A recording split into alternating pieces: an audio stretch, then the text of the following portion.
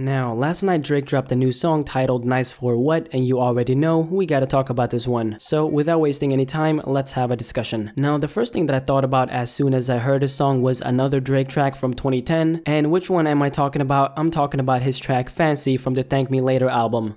Nail done, hair done, everything did. Nails done, hair done, everything did. Oh, you fancy, huh? You getting ready, so I know we gon' be here a while. In the bathroom, flat irons and nail files. The reason why these two songs are so similar is because they're both really about the same thing. Fancy is a tribute to high-class, independent, and self-respecting women, while Nice for What is an uplifting jam to women. But the track Nice for What has production from the Canadian producer Murder Beats, who has produced for Drake in the past, and the song samples Lauryn Hill's song titled X Factor.